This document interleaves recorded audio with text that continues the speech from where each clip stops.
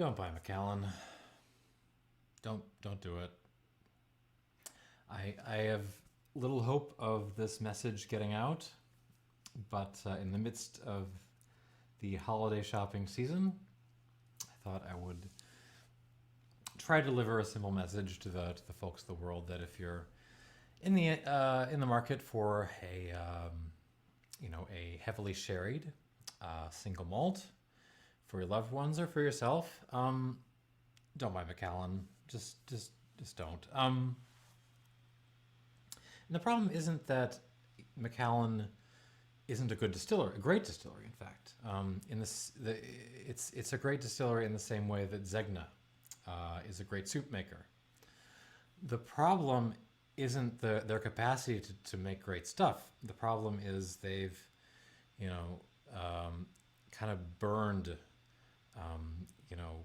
good press and a good reputation built decades ago on years and years and years of selling somewhat subpar products and selling good products at higher prices than they should be asking for.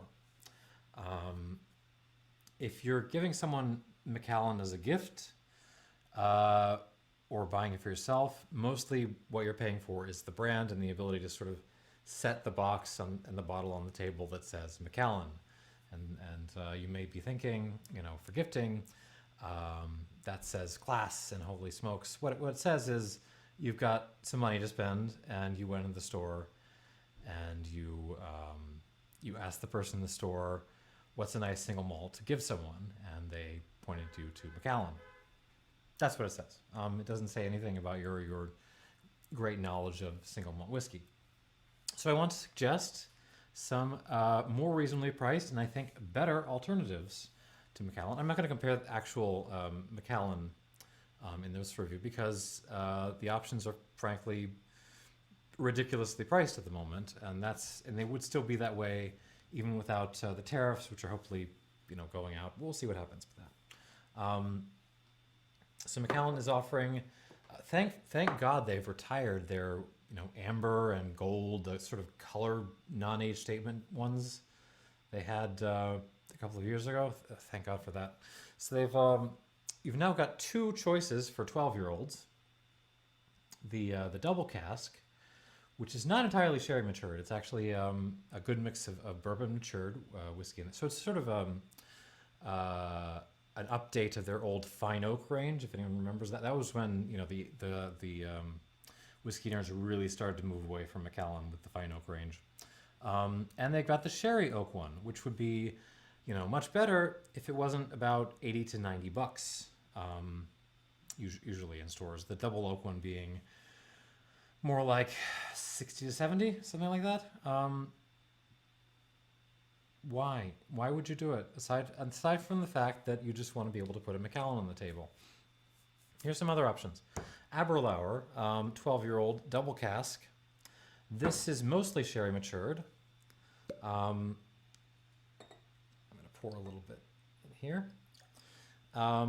With, I think, a little bit of they're saying traditional oak. That would be bourbon barrel. And we got the other big competitor, which would be Glendronach, 12-year-old original.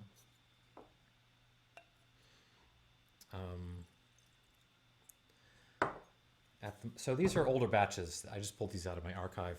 Both these are probably, 4 or 5 years old at this point. But I have had this in a bar recently, and it's seems consistent with that. So, and I would think the Aberlour would be about the same. This, by the way, entirely sherry matured in Oloroso and Pedro Jimenez, which is the much sweeter sherry. But this one is more expensive. This one's about 50-ish right now. This one's around 65. The original cork did disintegrate on me, so I'm using this makeshift one for my collection. Anyhow, the other difference in this review is I do not have any notes in front of me. I have a piece of paper I can write things on, but I haven't actually prepared any notes in advance. I'm just going to give this a little bit of water. All right. Okay, A little bit of information about these distilleries before we start. Aberlour, classic Speyside whiskey, in the same portfolio as Glenlivet, so it's not a, sort of independent by any means, but it's not as big as Macallan or Glenlivet or Glenfiddich or any of those other guys. Glendronach. There's a bit of debate about whether Glendronach is a Speysider or a Highlander. But it certainly has more of a Highland character to it than this does. It's more kind of minerally and rustic. Anyhow, let's get going. So again, I'm sort of going off the cuff here. No notes. Let's see what we got. Aberlour 12-year-old. So initially on the nose, I'm actually getting the maltiness first. So it's sort of a malted milk ball kind of chocolate and sweet malted barley kind of note.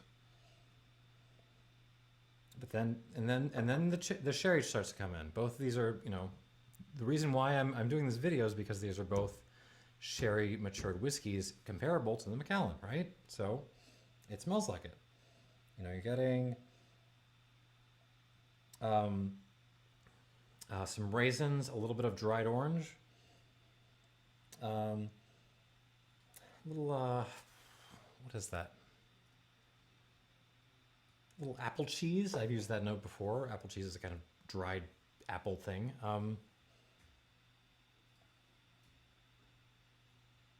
A little bit of aromatic black tea, a little Darjeeling in there. Some black pepper, a little ash, more wood ash than anything else, just like campfire ash. Pleasant. Sherried. This is classic, sherry. You're getting a sort of battle going on between the sort of sweetness of the malt trying to assert itself against this sort of big, heavy, dark fruit sherry cask. This is a little more light and aromatic than I think of Macallan as being, but it also comes across as more, for lack of a better word, unprocessed. It's a little more natural. I sometimes get a kind of saccharine note in a kind of slight astringency in Macallan the last couple of times I've had it. Anyways, on the palate.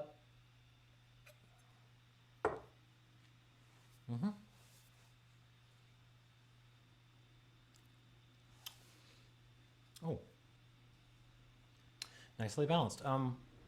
Arrives with a little bit of sweetness, a little, what is that? Cane syrup. Let's call it cane syrup. But mixed around with cigarette ashes. So take your cane syrup and pour it in your ashtray and, put it in your mouth and that's kind of what the arrival is like. But it's nice though. It's like, maybe they're nice cigarettes, like American Spirits or something. A little kirsch,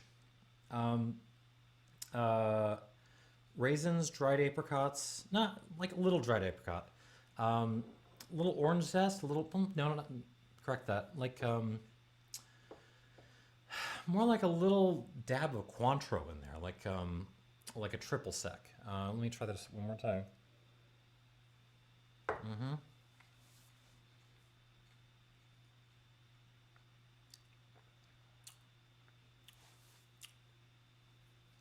Apple core,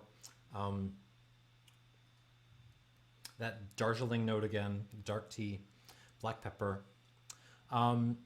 This is actually surprisingly light on its feet for a sherry whiskey. You'll notice I don't have the Glenfarclas 12 here because I don't really like it very much. Sorry, Glenfarclas. But when we think of sherry whiskeys, we tend to think of something heavy. This doesn't come across as a heavy whiskey. It's actually, hold on.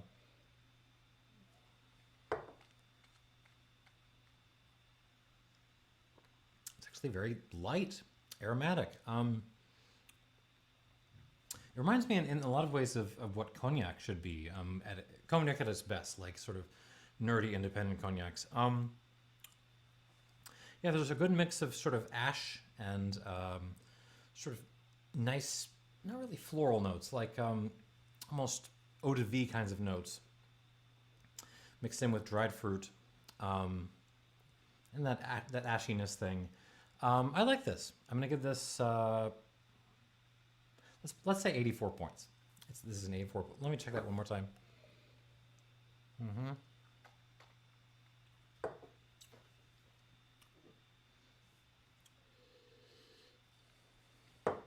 Very solid. And for 50 bucks, is this? I mean, nothing's really a bargain in single malts and Scotch anymore, is it?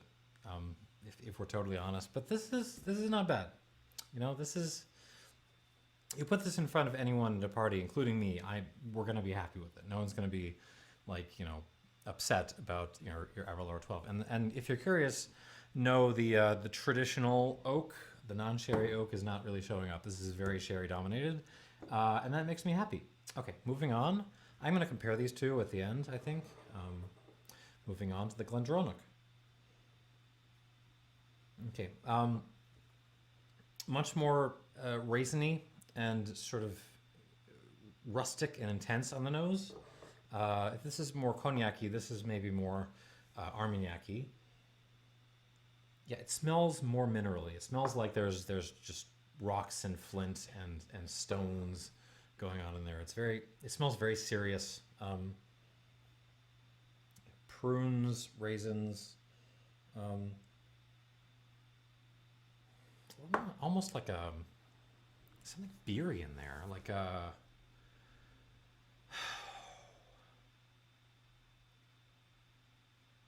is that? Almost like a Vienna lager or something in there. It's nice. Or a Doppelbock. Let's go Doppelbock. A little bit of a cigar wrapper, like a Connecticut cigar wrapper, or lighter style wrapper. A little bit of black tea again. It's more Assam tea this time than Darjeeling. Less aromatic, more kind of malty, serious.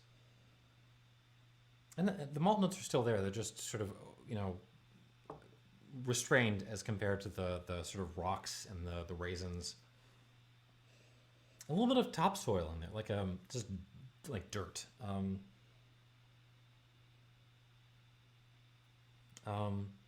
Little orange peel actually.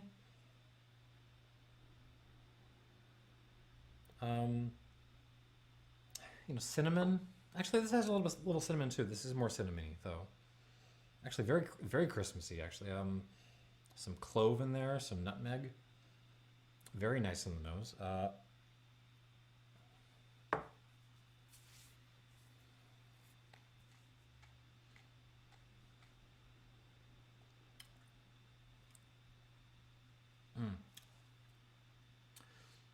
Okay. Well, first thing is the finish on this is much more serious than on this. It just coats the entire mouth with kind of nice ash and black pepper, which I'm really enjoying. This has a very nice wood tannin kind of finish on it. And I think that may be down to the fact that this is non-chill filtered. It says that somewhere on here, doesn't it? Yeah, non-chill filtered, natural color. This does not say that. So that's why this is more money, right? Let me try this again.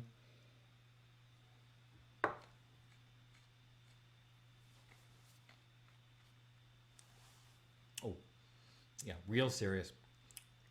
Dark raisins, prunes, wrapped around, you know, like rocks and gravel, little old dirt,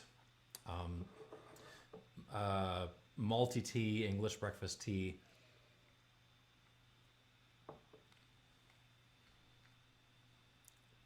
Not a lot of cinnamon, but nutmeg, allspice, clove. Yeah, this is not fooling around. And that beery note again, that sort of slight, like lagery, but like serious lager, like Doppelbock kind of character.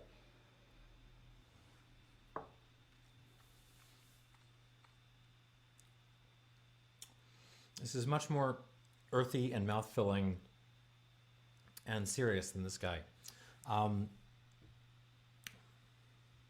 Yeah, let's give this like 85 points.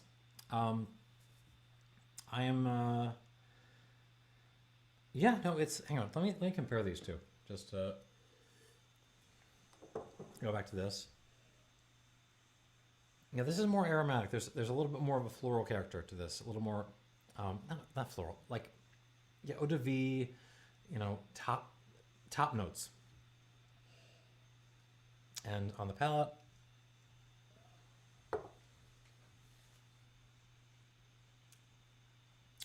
yeah, nice fin. Nothing wrong with the finish.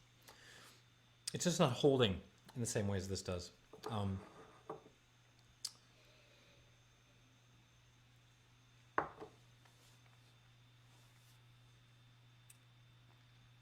yeah, this just dominates one's mouth the entire way through. Um, yeah, I mean, okay, I'm sticking with it with my scores. 84, 85. Uh, both these, in my opinion, are better buys than Macallan, especially at $90. So,